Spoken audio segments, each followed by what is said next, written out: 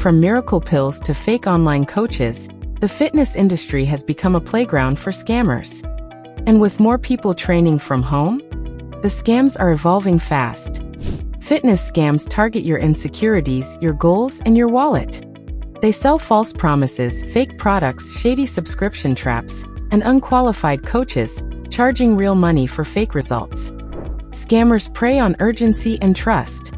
They mimic real brands, offer unsustainable results, and quietly lock you into hidden fees or recurring charges. These aren't isolated incidents. People have lost hundreds, sometimes thousands, to fitness fraud. And when a scam goes viral, the damage spreads fast. Fitness scams succeed because they hit you when you're vulnerable. You're tired. You want results. And they make it look legit, with fake credentials, doctored reviews, and slick payment pages. Start with research.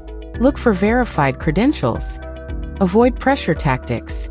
And always read the fine print, especially when an app or site requires your card up front. Fitness scams don't just target your goals, they target your trust. Stay smart, stay safe, and always verify before you buy. Visit Securafy.com for a free cybersecurity assessment or access our library of resources to strengthen your defenses. Stay online and secure anytime, anywhere, on any device.